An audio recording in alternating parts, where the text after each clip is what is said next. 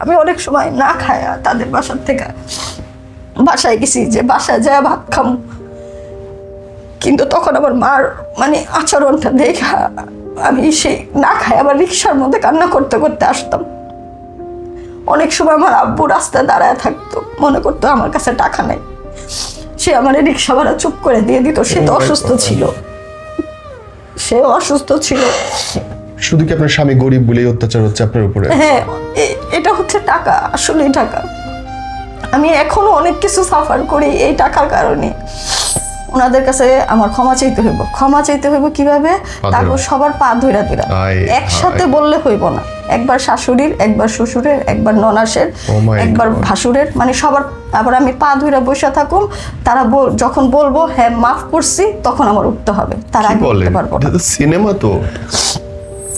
আমার শ্বশুরের পা ধরে যখন আমি মাফ চাইতেছি, আমার শ্বশুর তার মাঝখান থেকে কি করলো, আমার ননাস উঠে আরেক রুমে চলে গেল।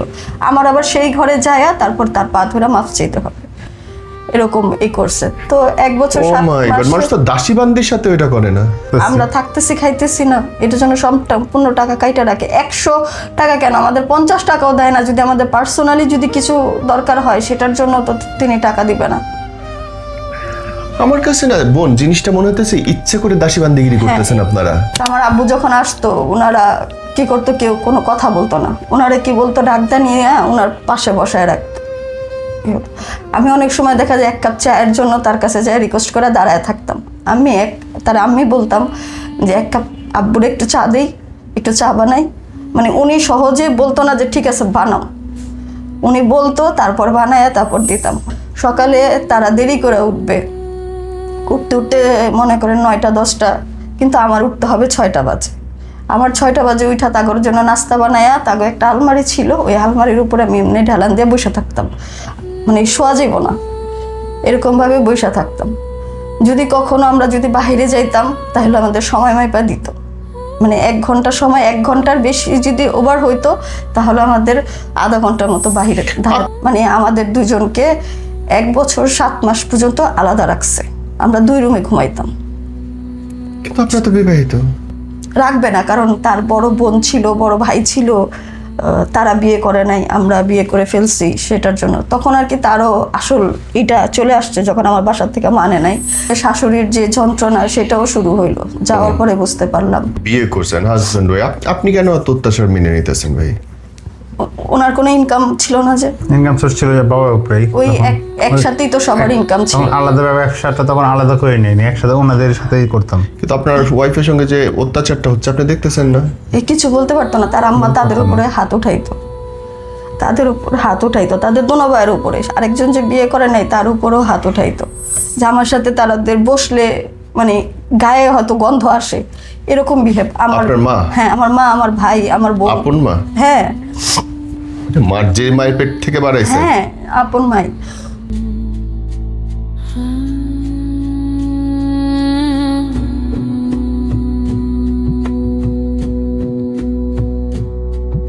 আপনার হাজবেন্ড ওয়াইফ? জি। কি হয়েছে আপা? আমাদের হয়েছে আর কি, যে আমাদের হচ্ছে লাভ ম্যারেজ। আমরা মানে পলায়া যায় বিয়ে করছি। কত সালে? 2008-এ। তখন বয়স কত আপনার? হ্যাঁ, ওনার হচ্ছে 20, আমার হচ্ছে 18। পারফেক্ট বয়স। জি। পারফেক্ট বয়সে আমরা বিয়ে করি। বিয়ে করার মানে আমাদের সম্পর্কটা খুব গভীর ছিল না, খুব অল্প দিনের ছিল। তো অল্প দিনের মধ্যে সেপ্টেম্বরের 2 তারিখ 2008-এ আমার হচ্ছে বার্থডে ছিল। জি। তখন আমার বড় বোনের ননদ, আমার আবার বড় চাচা মারা গেছিল, ওনার মানে খরচ বাবদ আমরা সেখানে ছিলাম।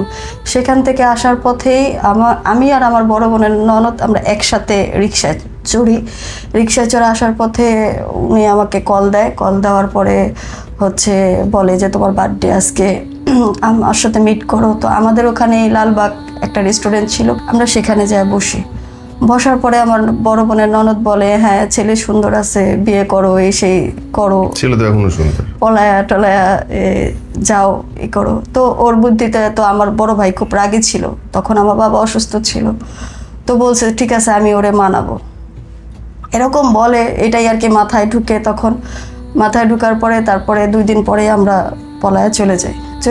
বিয়ে করি। বিয়ে করার পরে হচ্ছে সে তখন রোজা ছিল, দ্বিতীয় রোজার মধ্যে আমরা বিয়ে করে আমি আমার বাসায় মোবাইল টোবাইল সব কিছু রেখে সামান্য কিছু মানে 1-1.5 টাকার মতো হাতে নিয়ে চলে আসি, এক কাপড়েই চলে আসি। আইসা আমরা নাজিমউদ্দিন রোডের ওখানে একটা কাজী অফিস, ওখানে বিয়ে করার কিছুক্ষণ পরে দেখা যায় আমার বাসায় লোকজন খোঁজাখুঁজি করে। তারপরে সন্ধ্যার ইফতারির পরে আর কি ও ফোন করে আমার বাসায় বলে যে আপনার মেয়েকে আমার সাথেই আছে, আমরা দুজন বিয়ে করছি।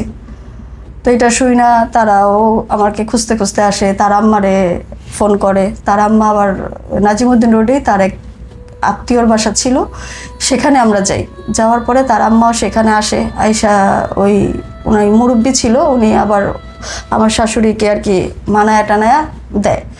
তো আমাদেরকে বাসায় নিতেই দেখা যায় আমার ছোট ভাই, আমার বোন জামাই আইসা আমাকে ওর সাথে কথাটা বইলা নিয়ে যাওয়ার পরে তো ওনারা আমাকে বাসায় রাখার পরে দেখা যায় বাসায় যাওয়ার পরে আমার আম্মা আমাকে একটা চর মারার পরে যে বলে যে ওই বাসায় যে রাখবে এটা একটা রিস্কের ব্যাপার, মানে আমাকে কোনোভাবে ওর সাথে সংসার করতে দিবে না। তো আমার বড় বোনের বাসায় আমাকে পাঠায় দেওয়ার পরেও সেখানে অনেক ঝামেলা হয়। মানে ঝামেলা বলতে যে তারা চায় ছাড়াছুটি করায় ফেলবে। তো এরকমই 15-20 রোজা এরকম হইব আনুমানিক। রাম্মা আবার এর কাছে একটা বোরখা দিয়ে আমার কাছে পাঠায় যে আমাকে নিয়ে যাওয়ার জন্য, তাদের বাসায় ইফতারি করার জন্য। তো তখন আমরা রিক্সা দিয়ে আমি আমার বড় বোন যাচ্ছিলাম, আমার ভাইরা আবার কাজী অফিসে যায় সব কাগজপত্র ঠিক করছে যে ছাড়াছুটি করে ফেলবে। তা আমি আমার বোন যখন যাচ্ছে তখন আমাদের রোডের মাঝখানেই দেখা হয়। ও আবার হাঁটতে আসতেছিল। তো আমার বড় বোনকে জিজ্ঞেস করে যে কোথায় যান। তো আমার বড় বোন ভয় আর কিছু বলতে পারে না, আমিও কিছু বলি না। আমাদের রিক্সা যাচ্ছে আর ও আমাদের পিছনে যাচ্ছে। কেউ অবশ্য জানতাম না যে কারোর তারা যদি যাবে যে বাইরে এতদিন যোগাযোগ ছিল না, আমাদের সাথে কোনো যোগাযোগ ছিল না। যে আমার মনের টানে আমি বের হয়ে গেছি যে ওরে নিয়ে আসছে আনার জন্য যাই। কত রাস্তা পেয়ে গেছেন? রাস্তায় পেয়ে গেছে। তো ওখানে কিছুক্ষণ দৌড়ায় অনেক রাস্তা পর্যন্ত যাওয়ার পরে দেখা যায় আমরা যখন থামতেছি না তখন ও এক দোকান থেকে কিনা হাতটা ফেলে। কাটার পরে রাস্তার মাঝখানে দেখা যায় এক রিক্সা থামায় দেয় অনেকে, যে কি হয়েছে থামেন কথা বলেন। তারপরে আমার ভাইদের ফোন দেই, ওরা আসার পরে দেখা যায় আমাদের বাসায় নেয়। বাসায় নিয়ে আর আম্মারে ফোন দেয়, আর আম্মা আসে না। আমার ভাসুর আসে, আরেক চাচাতো ভাসুর আসে, তারা আইসা আমাদেরকে নিয়ে যায়। নেওয়ার পরের থেকে তখন আর আমার বাসার সাথে কোনো যোগাযোগ কোনো কিছুই নাই। মানে আপনার মা বাবা একবারে দিয়ে দিছে। জি। তখন থেকে আর কি শুরু হইলো যে শাশুড়ির যে যন্ত্রণা সেটাও শুরু হইলো। যাওয়ার পরে বুঝতে পারলাম যে সে ঠিক মতো মানে আমাদের দুজনকে 1 বছর 7 মাস পর্যন্ত আলাদা রাখছে। আমরা 2 রুমে ঘুমাইতাম। কিন্তু আপনারা তো বিবাহিত। রাখবে না, কারণ তার বড় বোন ছিল, বড় ভাই ছিল, তারা বিয়ে করে নাই, আমরা বিয়ে করে ফেলছি সেটার জন্য। তখন আর কি তারও আসল এটা চলে আসছে যখন আমার বাসার থেকে মানে নাই। তো আমরা 1 বছর 7 মাস এরকমই ছিলাম। ও এক রুমে থাকতো, আমরা এক রুমে থাকতাম। দেখা যায় স্বাভাবিকভাবে যদি একটা কথাও বলতাম সেটাও বলতে দিত না। সেটা শুনলেও সে অনেক রাগ করতো। বা আমরা যদি কোথাও তাদের আত্মীয় স্বজনের বাসায় কারো বাসায় যাওয়ার হইতো, আমার ননদ আর আমি এক রিক্সায় বসতাম, আর সে আর তার মা এক রিক্সায় বসতো। মানে কোনোভাবেই আমাদের দেখা যায় অনেক সময় বারান্দা ছিল, বারান্দায় যদি আমরা কথা বলতাম, আমার বড় ননাস আবার তার 2টা ছেলে মেয়ে নিয়ে এক রুমের মধ্যে আমাদের সাথেই থাকতো। 18 মাস পর্যন্ত আমাদের সাথেই ছিল। তাদের খুব ছোট 2টা হাজবেন্ড ওয়াইফের কথা বলতে দিবে না কেন শ্বশুর শাশুড়ি? মানে দিবে না, এটা তার ইচ্ছা, দিবে না। এটা আমাদের শাস্তি, আমরা বিয়ে করছি কেন এটার জন্য দিবে না। তো বারান্দা যখন আমরা একটু সন্ধ্যার পরে বা রাত্রে যদি কথা বলতে যাইতাম, বারান্দা ছিল পুরো ওপেনলি খোলা। তো আমার ননাসের একটা মেয়ে ছিল, ওকে কি করতো, ওই বলতো তুমি যাও, যা দেখো ঘরে কি বলে। তো ও কি করতো, ওই ঘরের ভিতর থেকে যে জানলাটা ছিল ওইটা একটু ফাঁকা করে সেখানে তাকায় থাকতো। তো যখন এরকম করতো, তো এরকমই ছিলাম আমি। কাজ পারতাম না, দেখা যায় তখন এই কাজ না করলে করতো, মানে খুব খারাপ ব্যবহার করতো। তারপরে যখন মানে তাকে ফ্রিজ খুলতাম, ঠান্ডা পানি খাইতাম, তখন বলতো কি যে এটা কি ডোলা যে এতবার খুলো। টিভির রিমোটটা ধরলে আমার ওই ননাসের মেয়েরে দিয়ে আমার কথা শোনাইতো। তাদের যে চিপসের ব্যবসা, এটা আমার শ্বশুরের ব্যবসা, এটা ঘরেই তৈরি করে আর ওইটা হচ্ছে কাটা। তো আমি তো আর জানি না তাদের এইটা কিভাবে বানায় কিভাবে করে। তো তারা বানাইতো, 2 ভাই বানাইতো, আর হচ্ছে চিপস কাটার ঘরের মানুষই সবাই মিলে করতাম। তো কেচিটা যে ধরা সেটাই তো আমি বুঝতাম না। ওই মালগুলো না কাটলে দেখা যায় আমার শাশুড়ি অনেক রাব ব্যবহার করত।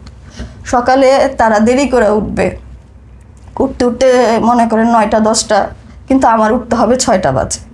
আমার 6টা বাজে উঠা তাগর জন্য নাস্তা বানায়া, তাগো একটা আলমারি ছিল, ওই আলমারির উপরে আমি এমনি ঢালান দিয়ে বসে থাকতাম, মানে শোয়া যাইব না এরকমভাবে বসে থাকতাম।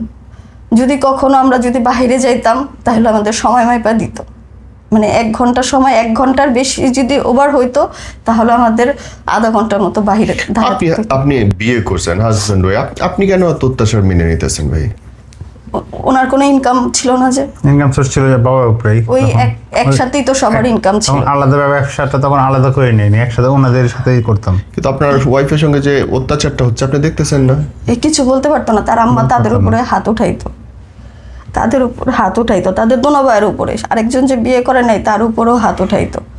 তো এরকম করতে করতে অনেক দিন যাইতো। যখন দেখা যায় আমার বাসার থেকে আমার আব্বু ছিল, তখন আব্বু ফোন দিত, আব্বু যখন আসতো, আমার আব্বু যখন আসতো, মানে আমার আব্বুর হাড়ের সমস্যা ছিল, তো সিঁড়ি বাইতে পারতো না, ওনার শ্বাসকষ্ট হইতো। তা আমার আব্বু যখন আসতো ওনারা কি করতো, কেউ কোনো কথা বলতো না, ওনারা কি বলতো, ডাকদা নিয়ে ওনার পাশে বসায় রাখতো। আমি অনেক সময় দেখা যায় 1 কাপ চায়ের জন্য তার কাছে যাই রিকোয়েস্ট করে দাঁড়ায় থাকতাম।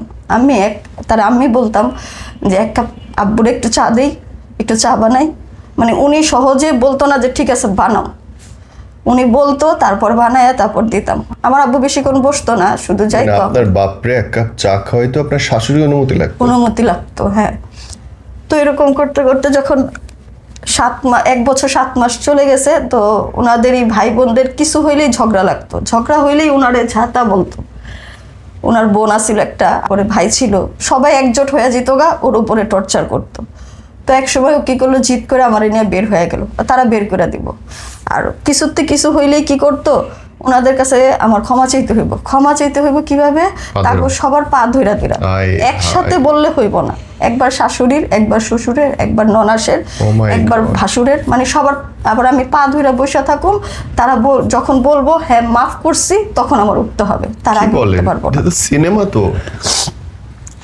এগুলা করার পরে দেখা যায় সবাই বসে বসে পা ধরে বসে আছেন, বলতেছে মাফ করছে, তারা উঠতে পারবেন না। না, তার আগে আমি উঠতে পারবো না। যেমন আমাদের একটা সোফা ছিল, সেখানে আমার শ্বশুর বসে আছে, আমার শ্বশুরের পা ধরে যখন আমি মাফ চাইতেছি, আমার শ্বশুর তার মাঝখান থেকে কি করলো, আমার ননাস উঠে আরেক রুমে চলে গেল, আমার আবার সেই ঘরে যায়া তারপর তার পা ধরে মাফ চাইতে হবে, এরকম করছে। তো 1 বছর 7 মাস, মানুষ তো দাসীবান্দির সাথে এটা করে না। 7 মাস পরে দেখা যায় ওর সাথে খুব ঝগড়া হইলো, ঝগড়া হওয়ার পরে কি করলো, আম্মা বের করে দিল, তখন তো বাঁচা গেল। বের করে দিয়ে এখন আমরা কি করব, আমাদের তো কোনো কিছুই নাই, হান্ডি পাতিল নাই, কোনো ঘর নাই, কোনো কিছুই নাই। তো এর এক ফ্রেন্ড কি করলো, ওনার এক আত্মীয়র বাসা আমাদের নিয়ে গেল, ওনার হচ্ছে পার্লারের তো ওনাদের বাসা আমার রাইখা উনি ওনার ফ্রেন্ডের সাথেই থাকলো। তো ওনার বাসায় রাখার পরে আবার আমার কন্টিনিউ মাঝে মাঝে আমার আব্বু আমাকে ফোন দিত। তা আব্বু ফোন দিছে, পরে আব্বুর আমি বললাম, আব্বু এরকম এরকম ঘটনা, আমরা এরকম আলাদা হয়ে গেছি। তা আব্বু বললো কি ঠিক আছে, তোমার যা যা লাগে তুমি আসো, আমি কিনে দিই। তা আব্বুর কাছে গেলাম, পরে ওই পার্লারের উনি থাকলো, ওনার যে রুমটা পার্লার ছিল, উনি যে রুমে থাকতো, আমাদের কথা শুই না উনি ওই রুমে নিয়ে গেল, ওনার রুমে পার্লারটা নিয়ে গেল, বললো আপাতত আমি এখানে করি, তোমরা ওই রুমে থাকো। তো আমরা ওই রুমে গেলাম, আমার আব্বু আমাকে একটা বাসায় গেলাম, এই বাসায় যাওয়ার পরে দেখা যায় আমাকে একটা ডোলা কিনা দিল, তারপরে হচ্ছে ডোলা কি মানে ওই যে হান্ডি পাতিল রাখার জন্য। আচ্ছা। তার আগে যে রোজার মধ্যে আমাদের বিয়ে হইলো, তার মধ্যে আমার আব্বু আমার একবার বাসায় নিয়ে গেছিল। বাসায় নিয়ে যাওয়ার পরে আমার ভাই বোন মানে আমার মা আমার সাথে এরকম করলো যে আমি হয়তো এরকম কিছু যে আমার সাথে তাদের বসলে মানে গায়ে হয়তো গন্ধ আসে, এরকম বিহেভ। আমার মা, হ্যাঁ আমার মা, আমার ভাই, আমার বোন। আপন মা? হ্যাঁ, মার যে মায়ের পেট থেকে বাড়াইছে। হ্যাঁ, আপন মাই। তো আমাকে ইফতারি দিল আলাদা প্লেটে, আমি একা গেছি, ও যায় নাই, আমি একা। আমাকে আলাদা প্লেটে মগে পানি দিল, মানে যে মগটা আমাদের বাসার মানে কোনো বাহিরের লোক আসলে খায়, ওই মগে আমাকে পানি দিল। তা তারপরে ইফতারি দিল আমাকে আলাদা, আমার সাথে আমার ছোট ভাই খাবে না, কেউ খাবে না, আমাকে আলাদা দিল। তো ওইটা দেখে আমি আয়সা পড়ছি, আয়সা আর যাইনি। তো যখন আলাদা হয়ে গেছি, তার বাসার একটা প্রবলেম হচ্ছে, তার চাচারা তো কখনোই চায় না তারা ওই বাসায় থাকুক, কারণ তারা 2 ভাই। কারা? আপনার হাজবেন্ড? হ্যাঁ। জি। এদের হচ্ছে চাচাদের, এদের দুশ্মনী, পুরানো দুশ্মন। ওই হিসাবে তারা কখনোই চায় না তারা ওই বাসায় থাকুক, যদি থাকে তাহলে তাদের একটা ফ্ল্যাট বেশি দখল হয়ে যাবে এটার জন্য। সেইভাবে তাকে নানানভাবে ওইখানে, তার কবুতর ছিল, কবুতর চোর বানাইলো, এটা করলো, কারেন্ট চোর বানাইলো, সে বিদ্যুৎ চুরি করে, এই করে, নানান রকম প্রেশার করে মামলা খেলেন তারা, বিদ্যুৎ চুরির জন্য জরিমানা দিচ্ছে সে, আমার চাচা। এরকম করে নাম হইলো আপনার? হ্যাঁ, কারণ আমি ওরে ধরা ভাষায় সব দিক দিতেছে। দিয়ে আমি দেখা দিচ্ছি যে এইভাবে এটা করতেছে, এভাবে এটা করতেছে। ভাষায় বাসা কবুতর দিয়ে- পালতাম, 200 জোড়া কবুতর পালতাম আমি। হ্যাঁ। তো আমি কিভাবে কবুতর চোর হই? আমার পরে ওনারা কবুতর পালা শুরু করলো, বললো আমার কবুতর নিয়ে নেয়। আরে বাপরে। তারপরে বাসাতে আসলো- খান্দ হয়নি, অন্য জায়গাতে আমি কবুতর নিয়ে আসি, সেরকম ভাবে আমাকে মানে বাসাতে থাকা, যাতে আমি হ্যারাসমেন্ট, একটা মানুষের উপরে একটা ক্লেম দেওয়া শুরু করলো, যে ক্লেম দিলে মানুষের থাকা সম্ভব, চোরের ক্লেম। হ্যাঁ, খুন মানে যতভাবে অপমান করা যায় আপনার। তো এরকম করে আমি যেমন আসলাম, আব্বু সুস্থ হয়ে গেল, আসলাম, পরে বাসায় আসার পরে দেখি আমার শাশুড়ি যখন শুনছে আমি আসবো, সেদিন আর কিচ্ছু রান্না করে নাই। তারা জানে আগের থেকে কি রান্না করে রাখছে, সরায় রাখছে, আমি জানি না। তা আমি আসবো এটা শুই না, তারা কোনো কিছু রান্না করে নাই। তারা সবাই কি মানে আড়ালে খায়া নিয়ে আসে, আমি জানি না। তা আমি একদিন এরকম সারাদিনই না খায়া আসি, না খায়া থাকার পরে পরের দিন আল্লাহ রান্না করলো দুনিয়ার, মনে করেন মানে কি অকথ্য ভাষায় গালাগালি করলো, আমারে বললো, এরে শুধু মারতে যায়, এই করে সেই করে। তো করার পরে এরকম করে তারপরে চুপচাপ করে রইলাম। থাকার পরে দেখা যায় কিছুদিন পরে আমার একটা বেবি কনসেপ্ট হওয়ার পরে আমি আসলে বুঝতে পারি না কিভাবে। তো আমাদের তো এই যে সিঁড়ি বাইয়া চলতে হইতো, তা আমি যাওয়ার পর তাদের বুয়াটাও না করে দিছে। তো মানে আপনি বাধা বুয়া? আমি কাজ টাজ করবো, উপরে যাই নিচে যাই, তো এরকম করে দেখা যায় কাপড় চোপড় ধুইতাম, তো আমার একটু একটু ব্লিডিং চাইতো। তো এর কাছে বললে দেখা যায় কি, এ বলতো কি আমি তো জানি না, আম্মুর সাথে কথা বলো। তা আমার শাশুড়িরও বললাম আমার তো এরকম ব্লিডিং যায়। তো উনি বলে কি নতুন অবস্থা এরকম সবারই হয়, এটা কোনো সমস্যা না। ডাক্তারও দেখান নাই? উনি আমাকে আর কিছু ডাক্তারের কাছেও নিয়ে ডাক্তার কথা যায়নি, বললো যে এখন এই সময় যেতে হয় না ডাক্তারের কাছে। আরো পরে যেতে হয়। তো এইগুলো পরে আমার অনেক পেট ব্যথা করতো। তো আমার বড় বোনটা আমি একদিন, তো বাচ্চা তো টিকবে না তো তাহলে। ওর এক ওই ননাস আছে, উনি আবার আমাদের ওখানে নার্স, মানে একটা হসপিটালের ইসে আছে। তা আমি আমার বড় বোনের যে ফোন করে জিজ্ঞেস করলাম, বড় আপা আমার তো এরকম কনসেপ্ট করছে, তা আমার খুব পেট ব্যথা করে, অনেক পেট ব্যথা করে। পরে কয় কি তোর কি ব্লিডিং হয়? আমি কই হ্যাঁ একটু একটু হয়, যখন হয় তখন খুব পেট ব্যথা করে। পরে বলে কি তুই তাহলে বাসায়, কিন্তু তারা আমার বাসায় যেতে দিব না, আমার শাশুড়ি কোনোভাবেই বাসায় যেতে দিব না। তা আমি এরকম 2-3 দিন যুদ্ধ চলার পরে আমাকে কি আব্বুরে পাঠাও, আব্বুরে পাঠাইলে যদি যাইতে দেয়। তা আমার আব্বু আসলো আমার নিতে। আপনি কেন বের হয়ে যাইতেছেন না? বের হয়ে যাব কোথায়? ওখানে তো মার বিহেভ ভালো না, কোথায় থাকবো? না ধরেন আপনার ডাক্তার দেখানো দরকার, আপনি নিজে কেন চলে যাবেন না? কেন তার অনুমতি লাগতেছে? আমি টাকা পাবো কোথায়? ডাক্তার সে যে কাজ করতেছে তার বিনিময়ে সে তার কাজ। টাকা দিবেন না তো। তার জন্য যে খাইতেছি আমরা থাকতেছি খাইতেছি না, এটার জন্য সম্পূর্ণ টাকা কাইটা রাখে। 100 টাকা কেন, আমাদের 50 টাকাও দেয় না। যদি আমাদের পার্সোনালি যদি কিছু দরকার হয় সেটার জন্য তো তিনি টাকা দিবে না। আমার কাছে না বোন জিনিসটা মনে হতেছে ইচ্ছে করে দাসী বান্দিগিরি করতেছেন আপনারা। এটা পুরো ইচ্ছাকৃত ভাবেই। এবং এই দোষ আপনাদের মা বাবার দোষ না তো এখানটায়। আমরা কি করব? আপনারা কি করবেন মানে? বাংলাদেশে 2জন লোকের সংসার চালানো কি এমন টাকা লাগে বলেন? 8 থেকে 9 হাজার টাকা। থাকবো কোথায়? 8 থেকে 9 হাজার টাকা, 3 হাজার টাকার আপনার রুম ভাড়া হয় না? আপনারা তো এক রুমের মধ্যেই আছেন। তখন তো ভয়টা কি? কাজ করছে যে বাহিরে যাব, কিভাবে থাকবো। ও আল্লাহ, বাইরে বাড়ায় বিয়ে করে ফেলাইতে পারলেন আর বাইরে বাড়ায় একটা চাকরি খুঁজে সংসার করতে পারবেন না? ব্যাপারটা অনেক হাস্যকর কিন্তু বোন, মানাই যায় না কোনোভাবে এবং অযৌক্তিক লাগে, বানানো গল্প লাগে। তখন আর কি আসলে কোনো ছিল না, এরকম সিচুয়েশন মাথায় কাজ করে না, সাহস হয় নাই যে বিয়ে করার সাহস পাইলাম আর বউ নিয়ে একটা চাকরি করার সাহস সেই হবে না। ভুলটা করেই তো সব মানে আমার কাছে সবচেয়ে আছে যে এটা আমি সবচেয়ে বড় ভুল করে ফেলছি। আমার সবাই আমার উপরে এমন ভাবে চাপ দিচ্ছে। বিয়ে যখন আমি করে ফেলাইছি আমাকে তো একটা মেয়ের দায়িত্ব নিতে হবে এবং সেই মেয়েটা সম্মানও আমাকে দেখতে হবে।